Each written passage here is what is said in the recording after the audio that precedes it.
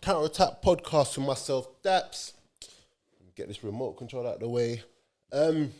Guys, keep liking, subscribing, sharing, and all of that good stuff. I'm back again. Gonna give a quick, recap of the weekend and all the talking points. And obviously, today is fresh in my mind with. Oh wait, also guys, I've started doing shorts now. I know I'm a bit late to the party, so if you see a short, like it and all of that stuff, get the algorithms going. I put one short out. It didn't get that many views, but like I got like 30 subscribers from it. So yeah, guys, right, between now and the end of the year, I'm trying to get up to 6,000 subscribers. No, 6,500 subscribers. If we can get to 7, that's gonna be cool. But I'm just gonna bang it out because I don't work hard enough when it comes to that side of things. I just put the content out and that's it. But yeah, guys, so obviously now weekend's games have happened. Since the last time we spoke, Chelsea have signed Caicedo, Lavia, Liverpool got Endo. So yeah, I just thought let's start with them. And do you know what? They lost 3-1 today. And if I'm being totally honest, it was poor from them. Like they played some really good stuff, but when I say it's poor from them, I'm talking more in the sense of the fact that West Ham had a player sent off, and I think they played almost half an hour, definitely 20 minutes, but I think maybe half an hour without that player, and Chelsea just could not make them pay for it. And as much as they've got the new players, and yes, it's only 2 games in, and yes, the new players have to be bedded in. Caicedo didn't even start.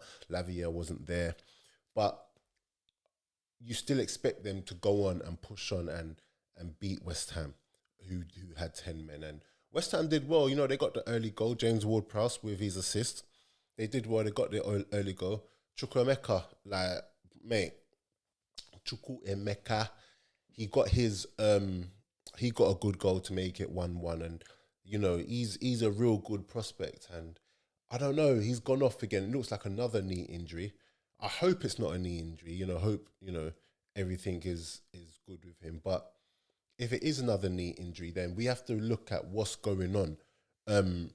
It might be coincidence that there's just all of these injuries happening all of a sudden.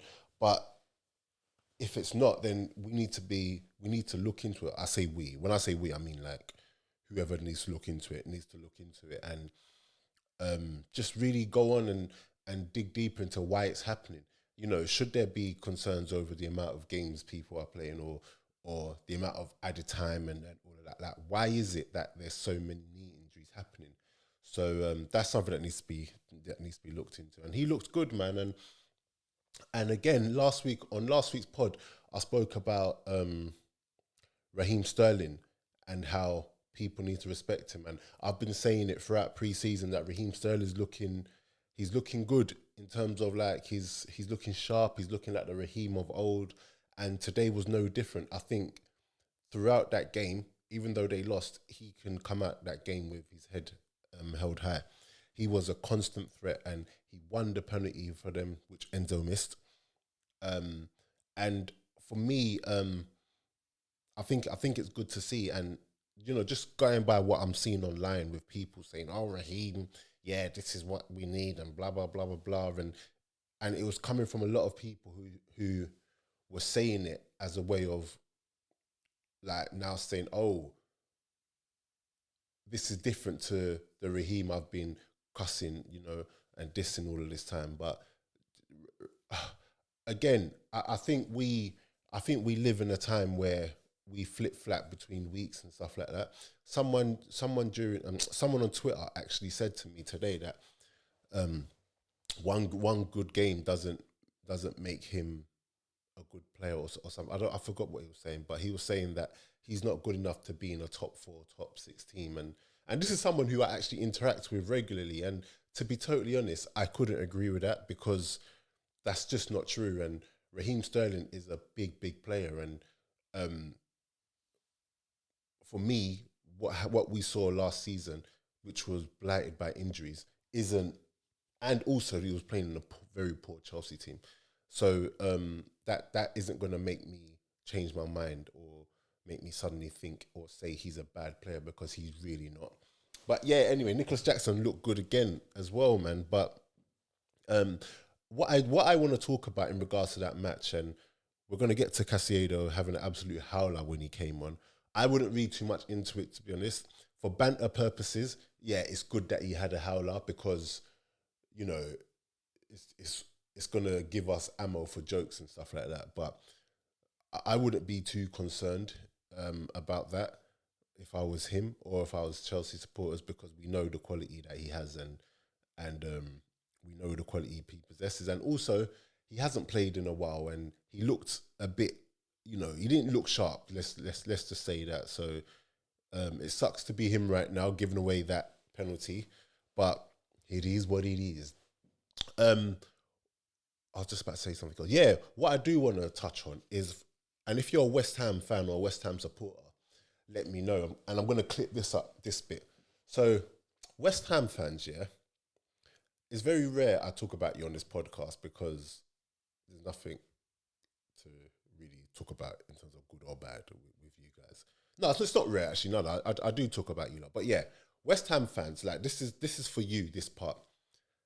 I watch you guys whenever I do watch you guys, and I watch you. I like to think regularly, especially last season when you guys had a couple of European games and stuff like that, won the cup, and whenever you lot do play in the league and it's on TV, I do watch it. And the question I have for West Ham fans is: are you guys happy with Suchek?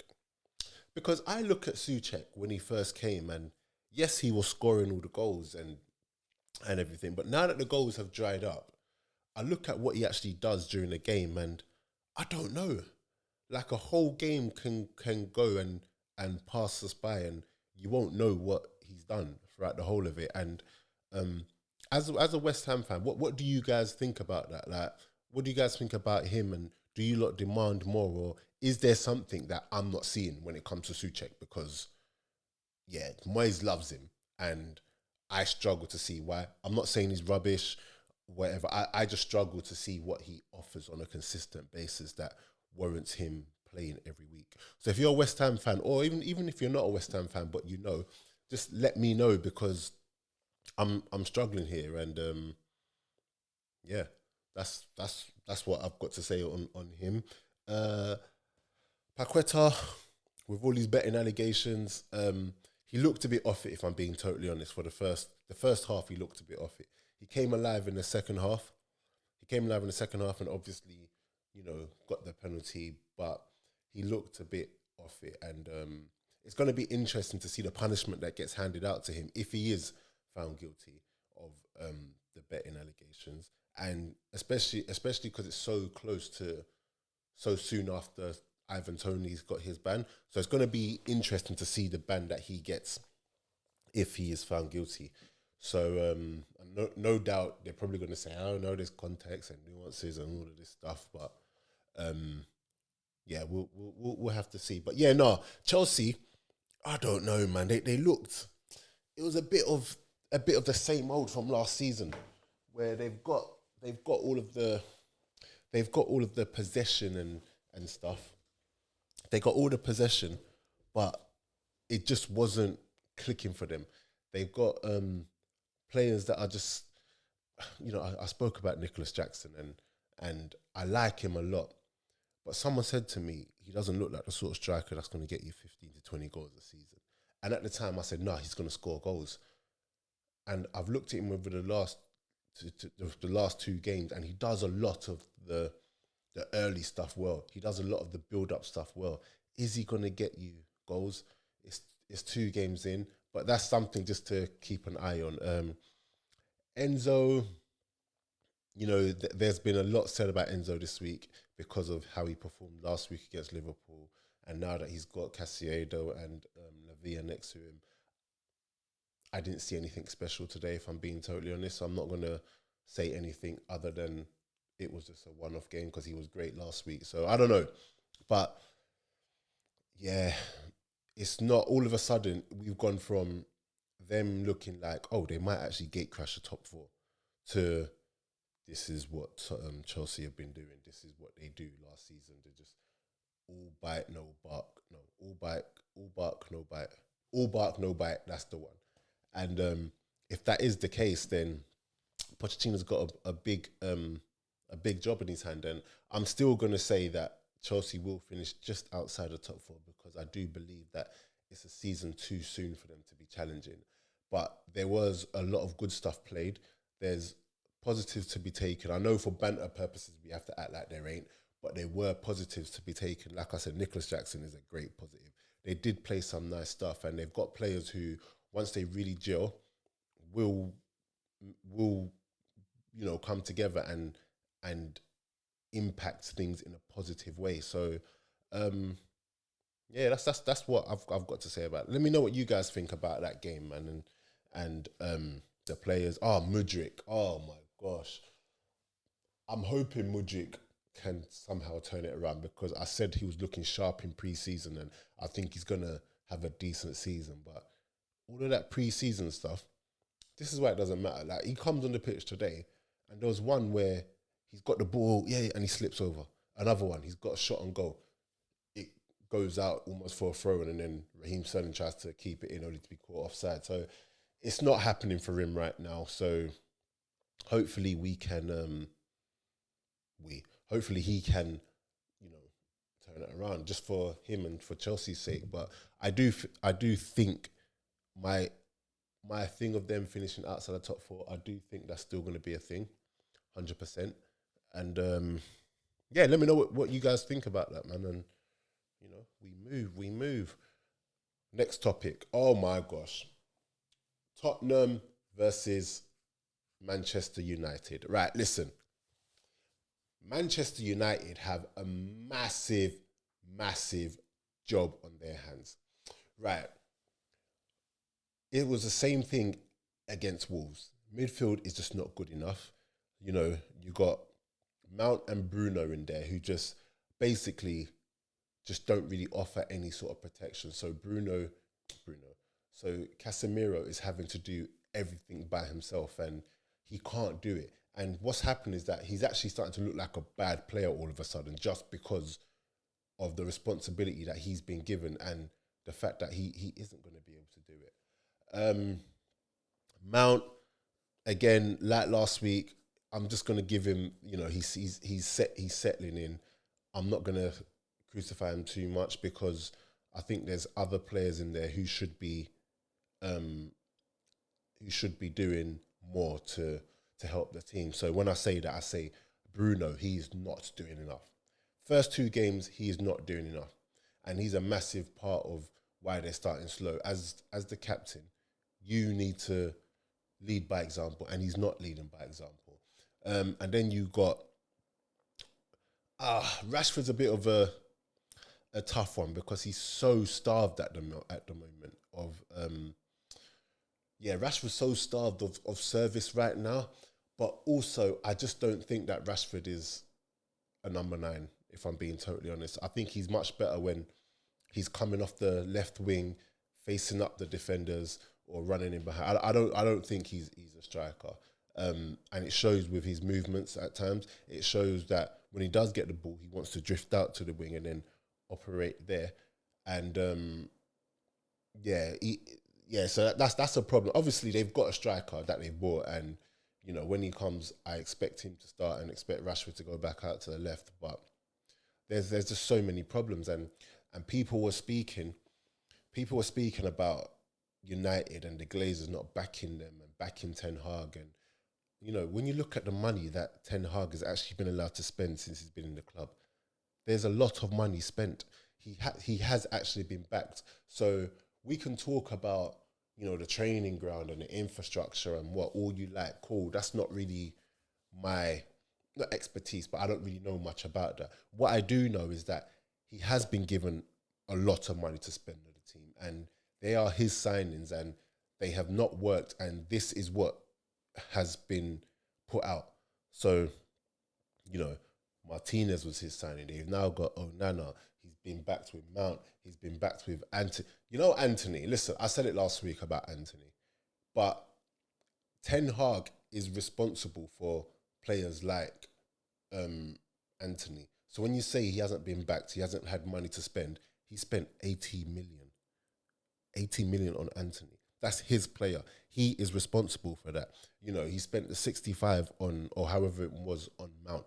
Like, you can't keep saying that this manager hasn't been backed. And at some point, and I'm not here to say Ten Hag needs to go, but he needs to take a lot of responsibility for what is out there right now. Yes, there are still players who are left over from previous managers and stuff like that, but there's also players there who are his players, but also players with real good quality who should be doing better. So, you know, the way he sets up the team, the way he wants a team to play and everything, right now, with the results that are going out, is his. You can't blame the Glazers for that. He has to take some responsibility. The players have to take some responsibility. And that's what I'm going to say on that. But yesterday, they didn't, outside of the first 20 minutes maybe, they didn't really look like they were going to win that game at all. Like, they just were not at it. And, you know, players were running through at will. Basuma had a great game. That's the Basuma that Tottenham thought they were getting last year. And it just lets you know that if a manager doesn't fancy you, there's nothing you can do, because Conte was there and Basuma did not get a look in. And even when he did come, he was low on confidence or playing a game that's not his game. But, you know, it just goes to show this new manager. I don't want to say Tottenham manager's name because I can't pronounce it, but we move. But the Tottenham manager, you can tell he's come, he's put his arm around him and said, listen, you're my main man in that midfield. So much so that Højbjerg is starting on the bench, and there's rumours of him going because Basuma's there, and Basuma put in a performance where it was just like, I'm the man in this midfield. He was breaking up play. He was keeping the play moving, transitioning. He was transitioning well between midfield and attacking, and him with Sarr as well playing alongside him. They just looked like a sturdy midfield.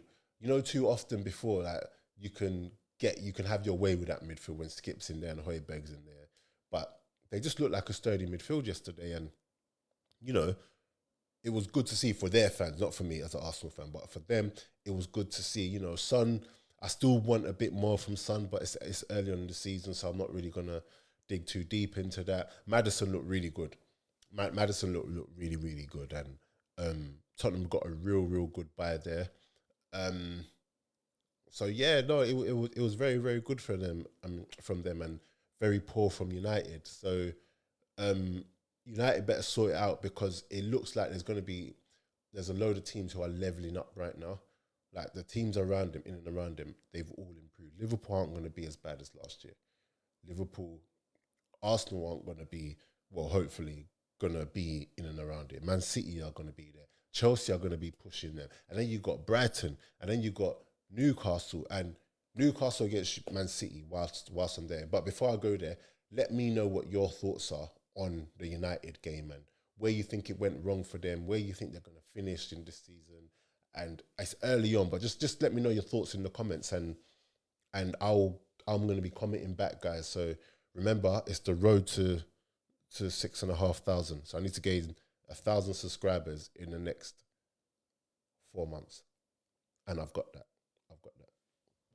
So let me just turn this off. So yeah, So Man City versus Newcastle.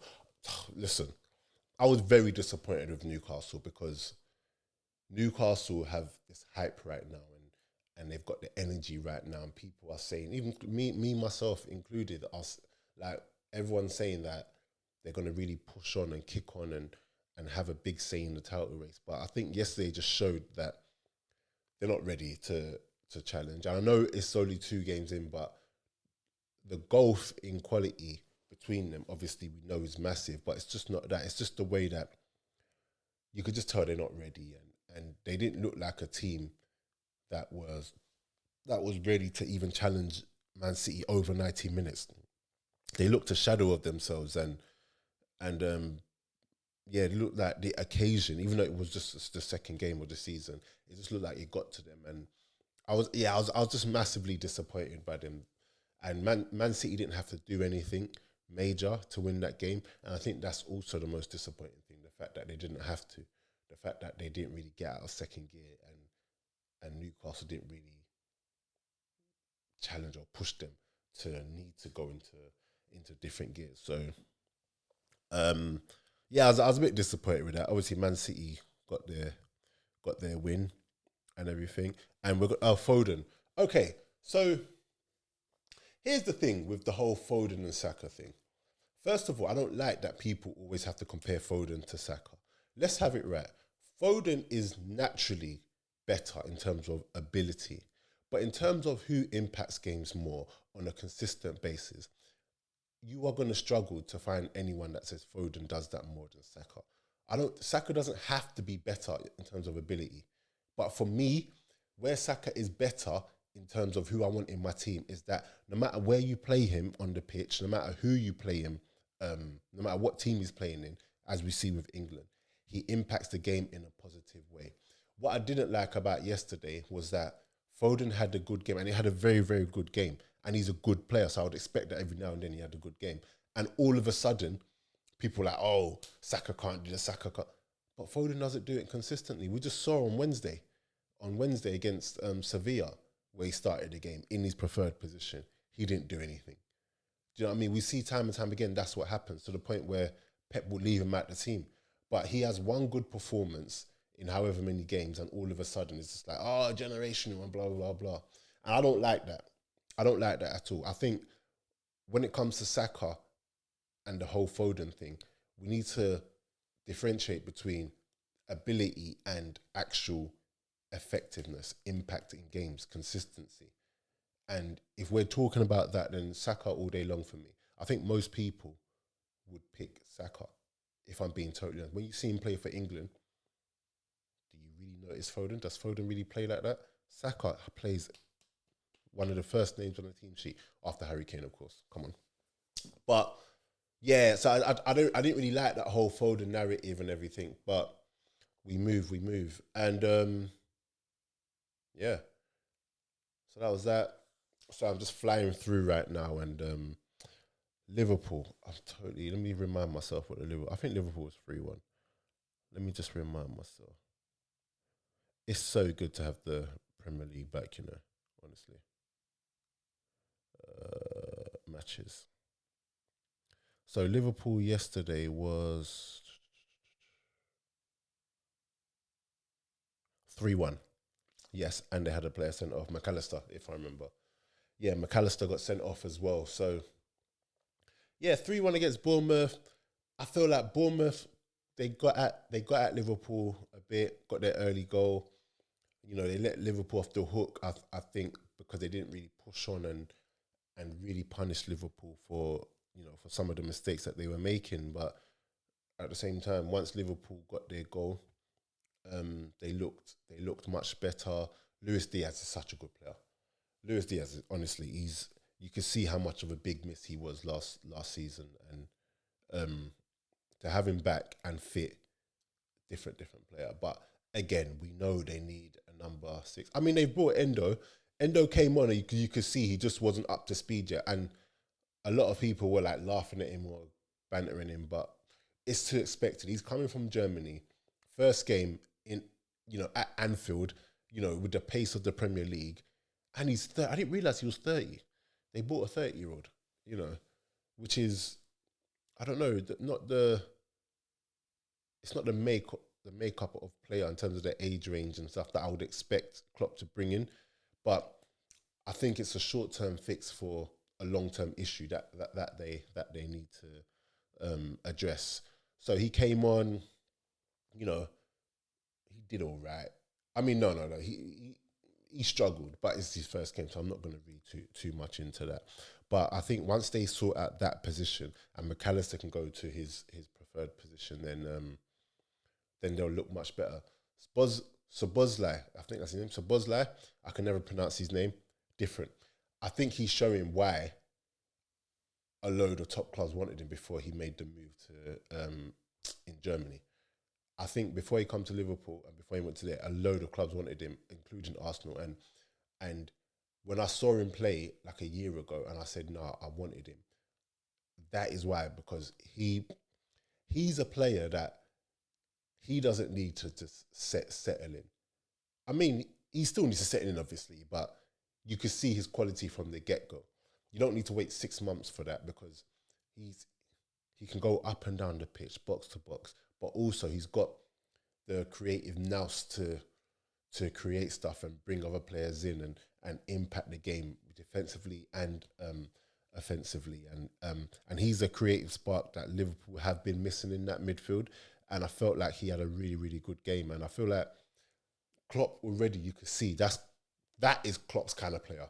So Bosley is Klopp all over. And, you know, with the way, you know, he can work, he can press, he can get stuck in, but also he does the finer things in regards to picking out a pass and having an eye for goal.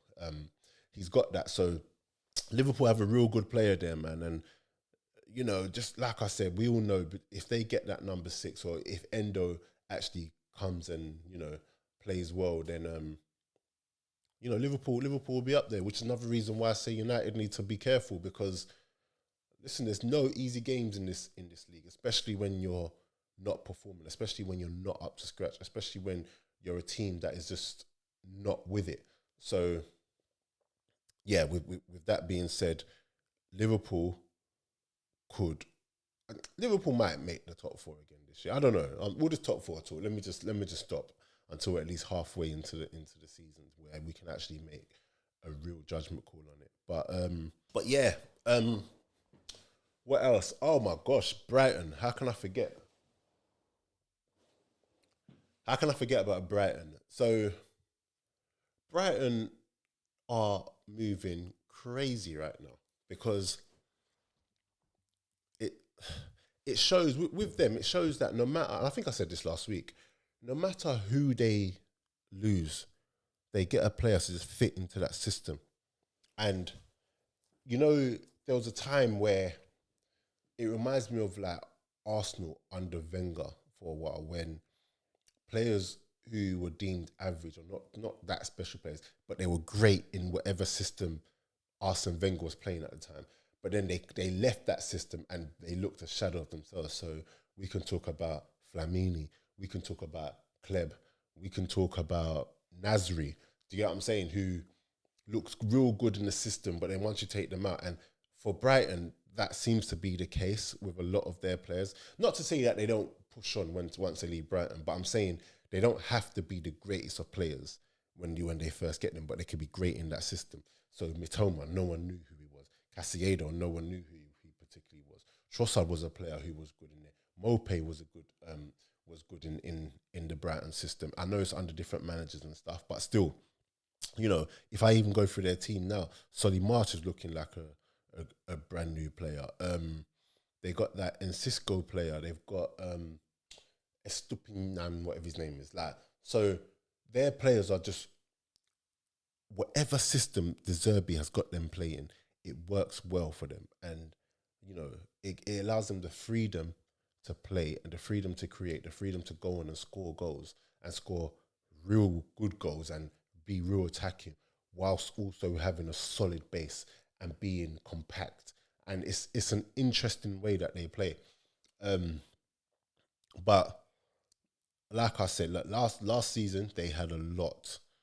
You know, people struggled against them, and people will struggle against them to this season. I'm not looking forward to playing against them. I know a few managers are probably not looking forward to playing against them because they're like, they can get any bottom half, you know, standard team out of it quickly, but they also possess the thing to get a top side out of it quickly.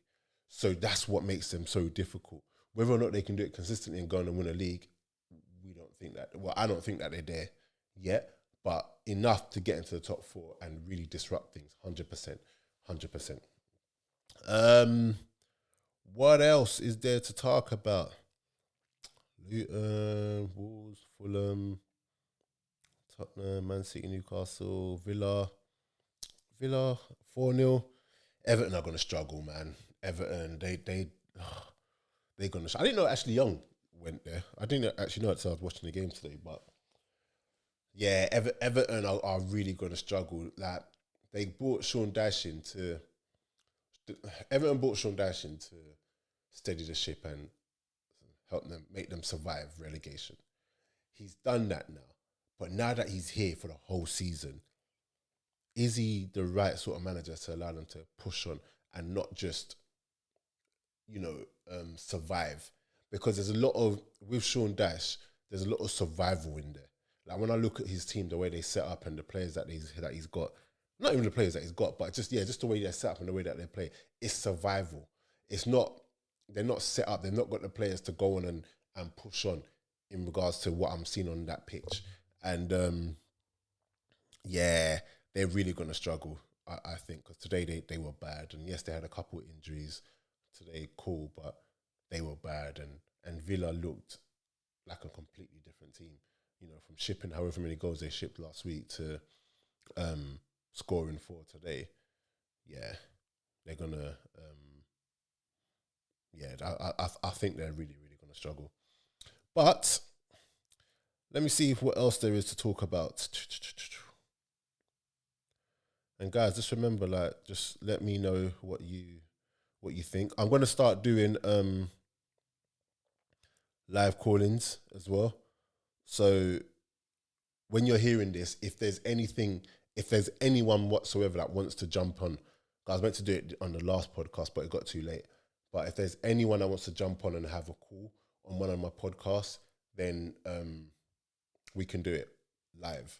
Like, just DM me your number, or DM me to say you want to jump on, and then I'll let you know how we'll do it from there. But yeah, that's it from me though, man. But I don't think there's obviously the women, England lost in the final. Also on that, yeah, it's unlucky for them, but they did need a lot of luck to get to the final. But I'm not even gonna think, because you need luck. You need luck in tournaments to get to finals and stuff like that. I think any team that has physical presence, so we saw with Colombia, we saw with Nigeria, England really struggle and they're lucky to get out of it. Any team that relies solely on that technique and, it's a slower kind of pace and there's not really the physical element to it, England will get them out of here quickly. So, but today, Spain had both physical, but also technically they're superior, because English players, like the English players in terms of the women, are technically superior to a lot of nations. In regards to their movements, how they keep the ball, they're a bit ahead of a lot of nations, bar maybe USA, Spain definitely, and Brazil. Yeah, but so Spain keep the ball better, they're stronger, and they just have that know-how. And I don't know why they got that know-how, because that's their first final, but it's something that's just ingrained in nations, if you know what I mean. Like they had this number 6, is it Bon Mata? I might be butchering the name. Such a good player. They had their number 10 as well, was just like Busquets, like, mate. And their striker as well, really, really good striker. So unlucky England. I think the English manager, in terms of the women's football, the English manager, she has to shoulder some blame, because I think taking off Russo at half-time was a bad call. I think even if you're going to leave at 15 minutes into the second half, then you do that.